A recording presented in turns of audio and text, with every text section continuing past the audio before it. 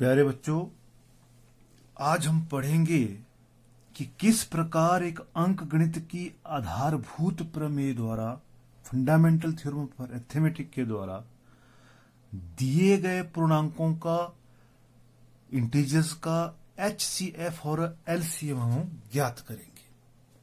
जो अंक गणित की आधारभूत प्रमेय है, जो फंडामेंटल थ्योरम ऑफ अरिथमेटिक है, उसमें क्या होता है कि जितने भी हमारे पास भाज्य संख्याएं हैं उनको हम अभाज्य संख्या के एक गुणनफल के रूप में लिखते हैं, और जो अभाज्य संख्या का एक गुणनफल होता है, product of a prime factors, वो एक यूनिक फैक्टर्स होता है, मतलब एक विशेष प्रकार का फैक्टर होता है।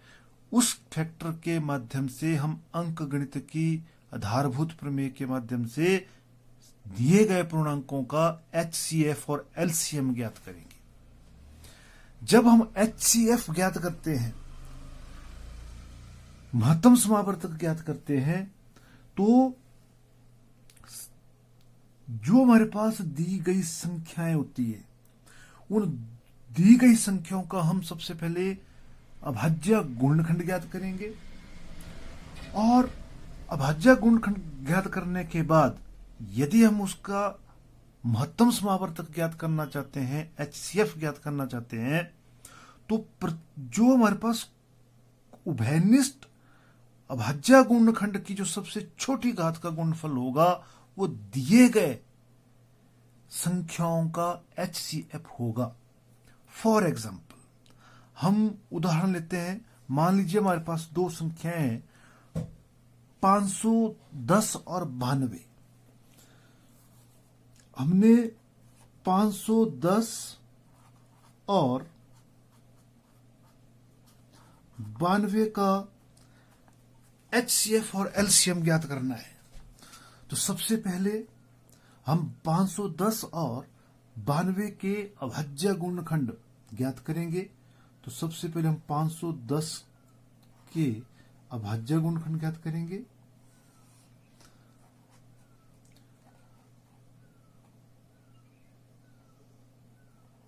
पच्चीस दूनी 50 और 5 दूए 10,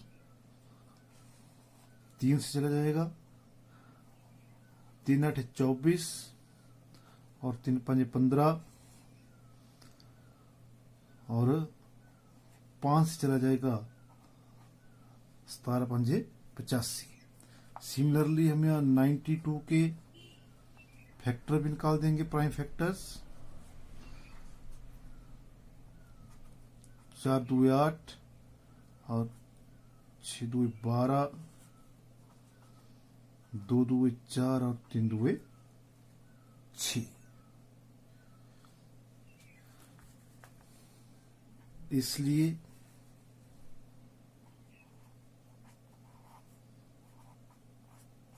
पाँच सौ 10 के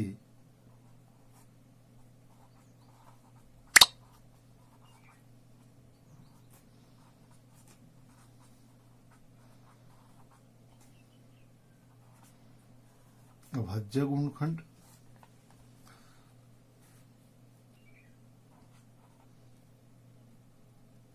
2 गुणा 3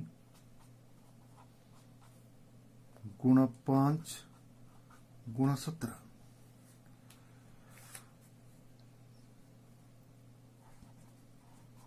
और 92 के अभाज्य गुणनखंड 2 गुणा 2 गुणा 23। इसको हम घातांकीय रूप में लिख लेंगे। इसको हम लिख सकते हैं 2⁻² इंटू 23। अब हम इसका HCF ज्ञात करेंगे। Therefore, HCF of 510 इंटू 92, प्रत्येक उभयनिष्ठ अभाज्य गुणनखंड की सबसे छोटी घात का गुणनफल। देखिए, इस प्रश्न में उभयनिष्ठ फैक्टर्स, कॉमन फैक्टर्स कौन कौन हुए? देखिए, यहां पर भी 2 है, और यहाँ 2 की शक्ति 2 है। बाकी यहाँ पर कोई भी फैक्टर जो है वो कॉमन नहीं है। और जब हम एलसीएम एचसीएफ ज्ञात करते हैं तो एचसीएफ ज्ञात करने के लिए जो सबसे छोटी घात है, जो सबसे छोटी घात वाला कॉमन फैक्टर होगा, तो सबसे छोटी घात वाला जो कॉमन फैक्टर है यहाँ पर वो 2 है। तो 510 और 92 का जो एचसीएफ होगा वो 2 होगा। सिमिलरली जब हम एलसीएम निकालेंगे इन दोनों टर्म्स का, एलसीएम ऑफ महत्तम 510 और 92 लघुत्तम समापवर्त्य, तो लघुत्तम समापवर्त्य में हम देखेंगे कि जो प्रत्येक गुणनखंड की जो सबसे बड़ी घात होगी, अब देखिए 510 की अभाज्य गुणनखंड में 2 की घात 1 है यहां पर, बाकी 3, 5 और 17, और 92 के अभाज्य गुणनखंड में अधिकतम घात 2 की शक्ति 2 है। तो यहां पर हम 2 कंसिडर करेंगे। और अधिकतम घात वाले और कौन कौन से हमारे पास? 3 है, 5 है, 17 है और 23 है। तो 2 2 4, 4 5 20, 20 3 60, 60 गुणा 17, 1020 इंटू 23, तो 1020 को हमने मल्टीप्लाई कर दिया 23 से, तो हमारे पास आया 23,460। तो इस प्रकार हम एलसीएम ज्ञात।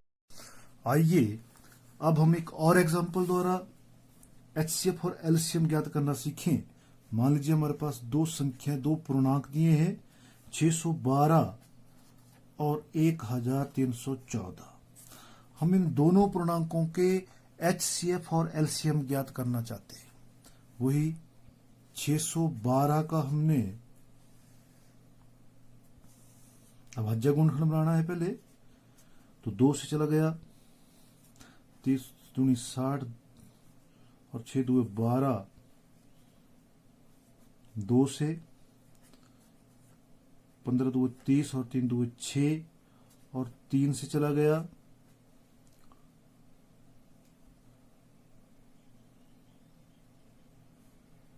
5 3 15 और 3 एकम 3, और फिर दोबारा 3 से चला गया, 17 3 51।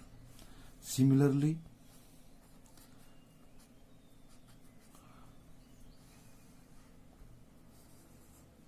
एक 1314 का हमने अभाज्य गुणनखंड बना लिए, 6 2 12, 5 2 10, 7 2 14,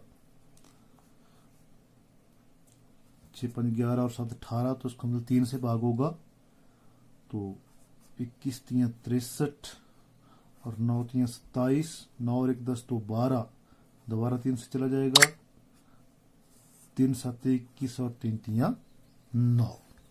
तो इसलिए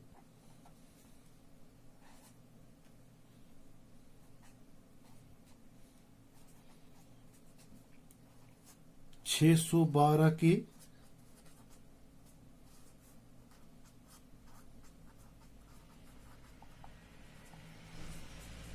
अभाज्य गुणनखंड प्राइम फैक्टर जो उसके होंगे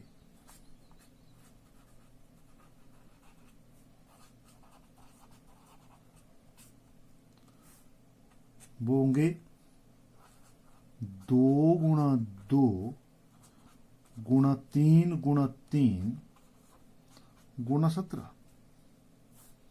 इसको हम घातांकीय रूप में लिख लेंगे। 2 को 2 बार गुणा है तो 2⁻² इंटू 3⁻² इंटू 70। सिमिलरली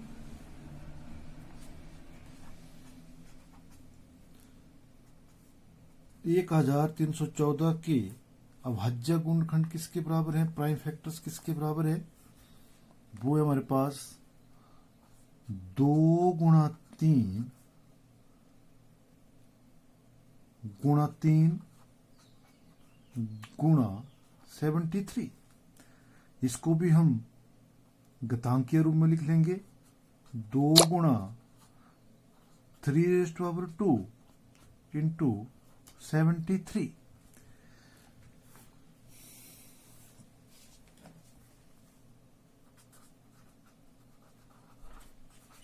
तो अब हम निकालेंगे इसका HCF। Therefore HCF of 612 and 1340। जब हम HCF देखते हैं तो हम देखेंगे कि पूर्णांक जो हमारे पास अभाज्य गुणनखंड हमने बनाए हैं उसमें जो कॉमन, सबसे पहले कॉमन फैक्टर कौन कौन से, देखिए यहां पर 2 की शक्ति 2 है और यहां 2 है, दोनों कॉमन है। लेकिन सबसे मिनिमम जिसकी घात होगी, जिसकी डिग्री, मिनिमम डिग्री किसकी है, यहां पर 2 की है, 2 की पावर यहां पर 1 है, तो 2।